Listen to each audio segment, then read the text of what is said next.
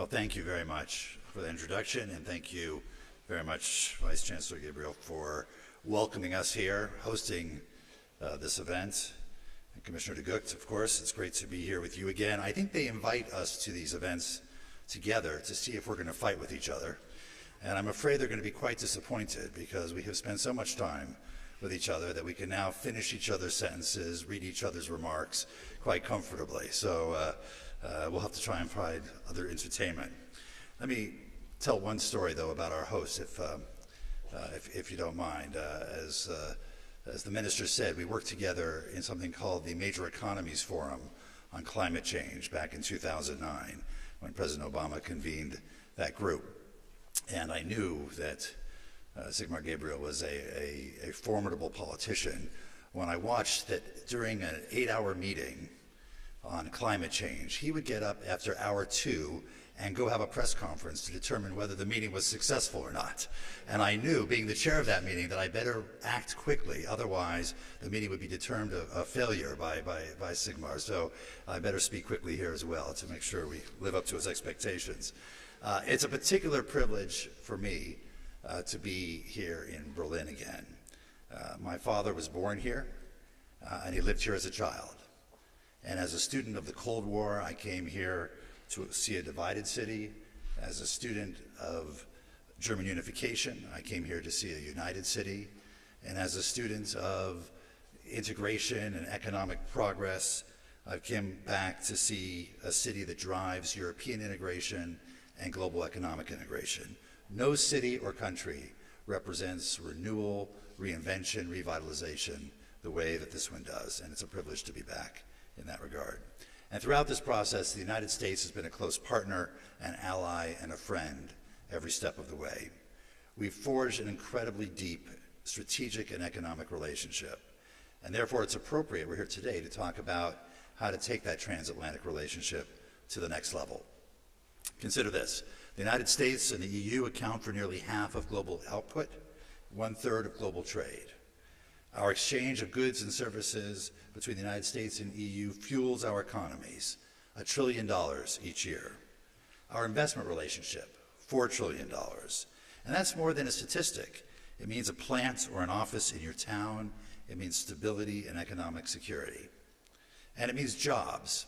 More than 13 million direct jobs on both sides of the Atlantic are sustained by transatlantic trade. But we know that we can and must do better. We had the honor of hosting Chancellor Merkel in Washington, D.C. just a couple of days ago. And there she made clear that with all of the trade negotiations going on around the world, it's inconceivable that we wouldn't try to have one between the United States and the EU. As the Chancellor plainly said, it's simply necessary. And we agree. That's why we're negotiating the Transatlantic Trade and Investment Partnership, to create opportunity, especially for small and medium-sized businesses, and to help shape global rules consistent with our shared values.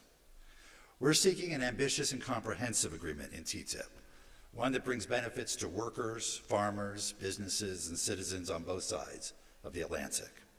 And the biggest winners of TTIP may well be our small and medium-sized businesses, and no one is better positioned to benefit from TTIP than the Mittelstand here in Germany. Small businesses form the backbone of our economies. We have 28 million of them in the United States and over 20 million of them in the EU, and they help drive job creation and innovation that fuels our economic growth. But they're also woven into the fabric of our societies. They're our neighbors, our friends, our family, and through TTIP, we can redouble our commitment to them and the values they represent. Take a company called Schroeder, owned by Kirsten Schroeder-Steinmüller. Schroeder is a machine and tool parts company located outside Frankfurt. And as growth in Europe slowed, demand picked up from the film industry in the United States, where Schroeder's products are used for film production equipment. U.S. growth has kept the company's revenues steady, providing stability for Kirsten and her staff. And there are a million companies like Schroeder on both sides of the Atlantic. A few weeks ago, I visited a small company called Atlas Devices in Boston. Atlas Devices manufactures powered ascending tools, which help rescue workers and others scale buildings quickly, come out of holes quickly. 50% of their sales are now coming from overseas markets, including Europe. And Atlas therefore opened a new manufacturing facility, added new jobs, and are helping to keep up with that demand. And yet, for every small company like Schroeder or Atlas, which are taking advantage of transatlantic opportunities, there are many more for whom the barriers to entry to exporting are just too high. And that's why we believe our efforts to reduce barriers to trade in TTIP will be especially beneficial to small and medium-sized businesses, whether they're selling directly or part of a supply chain, providing inputs to other companies that are. We'll be focused on the goal of eliminating tariffs and traditional non-tariff barriers that can price small and medium-sized businesses out of the market. And let me be clear, our level of ambition is second to none. When we launched these negotiations, we agreed that the goal was the full elimination of tariffs on industrial products and on agricultural products. We remain committed to that goal today. And we're preparing a robust offer on the services sector as well, one based on a negative list, meaning that everything is open unless explicitly excluded. We look forward to seeing the same level of ambition from our European counterparts as well. But TTIP is not just about eliminating tariffs and traditional non-tariff barriers. It's about promoting innovation, ensuring that our economies can lead and respond to the development of technology which is happening at a pace unknown in human history. It's about promoting the competitiveness of the transatlantic economy in an increasingly competitive global economy. We have such inherent strengths, and TTIP gives us an opportunity to further unleash those strengths. In that regard, for companies on both sides of the Atlantic, perhaps the most economically promising and challenging area for cooperation in TTIP is reducing the impact of differences in our regulatory and standard-setting systems. The United States and the EU have the strongest regulatory protections in the world, and nothing we do through TTIP will change that.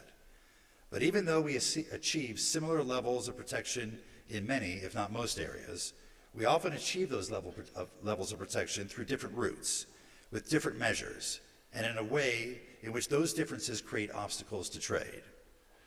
A product built to high standards in the US cannot be sold in the EU and vice versa due to often minor differences in regulations. Then the product must undergo entirely separate testing because we don't recognize each other's testing methods. Large firms have the resources to maintain multiple production lines, allowing them to serve markets with different requirements, but small firms often cannot. This results in massive costs to the economy when the actual level of health or safety might actually be the same. And this is what we're seeking to address in TTIP.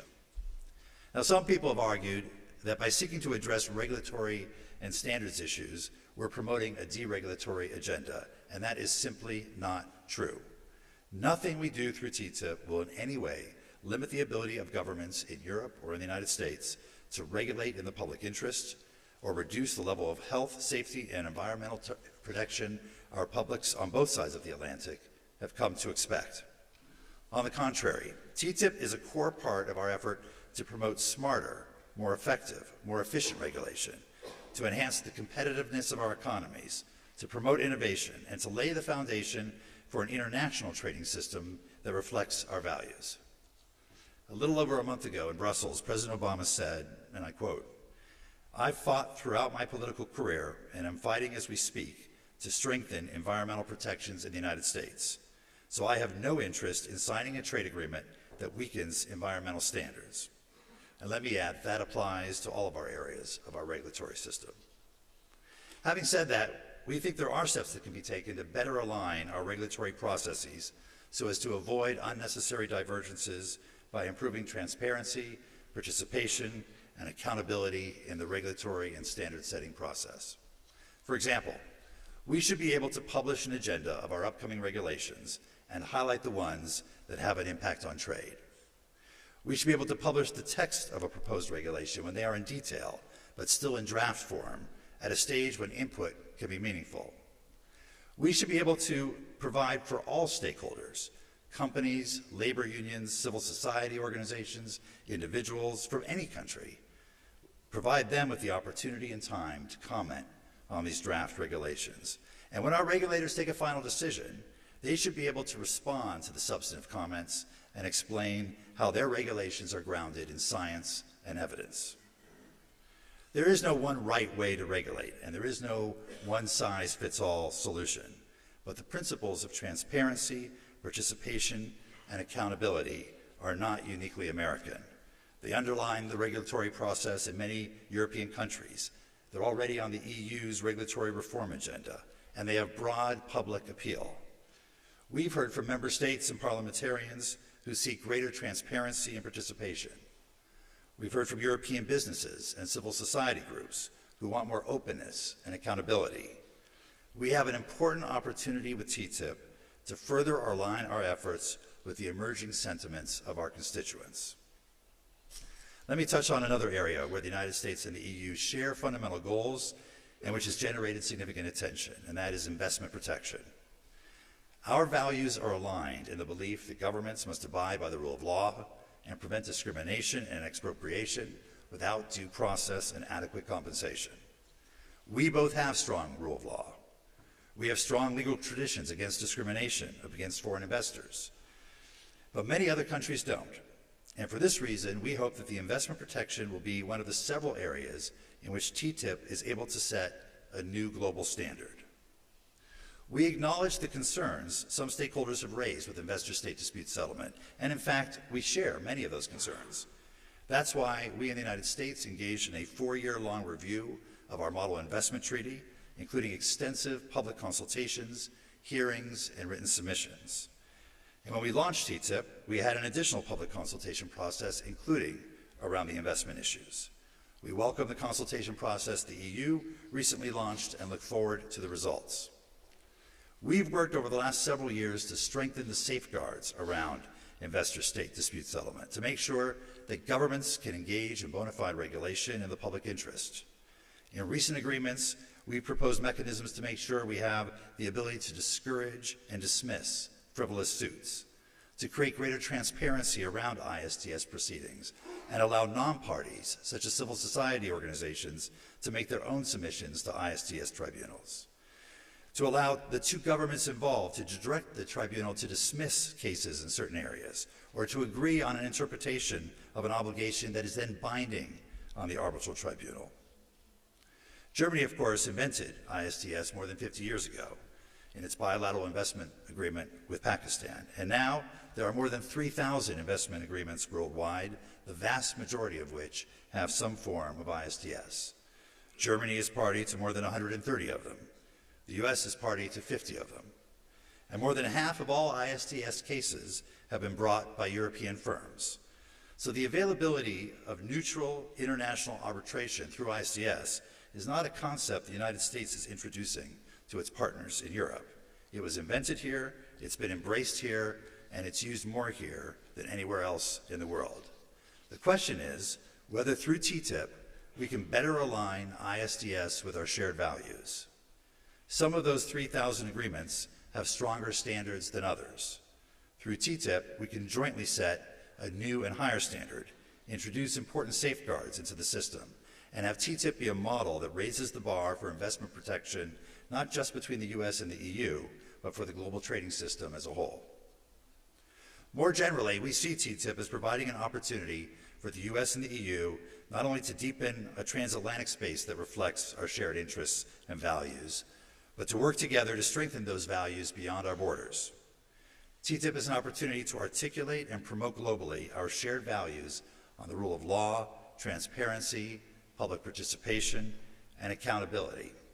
And beyond this, we seek to ensure strong and enforceable labor and environmental commitments, protection of consumers against inferior counterfeit products, and the robust protection of other intellectual property rights issues, consistent with providing access to affordable medicines and maintaining an open and free internet.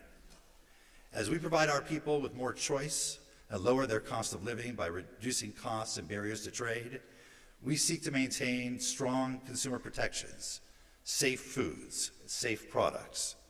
We seek to update the global trading system to take into account some of the most promising opportunities, such as those presented by the digital economy, and to address some of the emerging challenges, such as leveling the playing field between state-owned enterprises and private firms.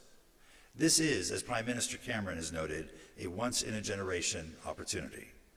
The world is not a static place, and other countries are not standing still waiting for us. The question is, who will play a leadership role in helping to shape the rules of the road?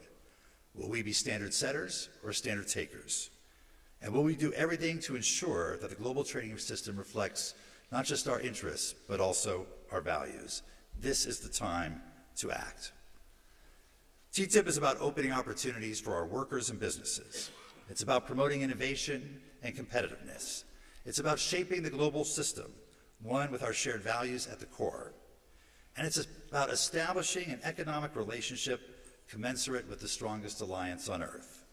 As I'm sure I don't have to remind people in light of recent events, the economic and strategic imperative of TTIP has never been stronger. Making progress on these issues won't be easy. There will be some bumps in the road, but our experience tells us that nothing worth doing is ever easy. And I, for one, look forward to working hand in hand with Germany and the EU to achieve this important goal. Thank you very much.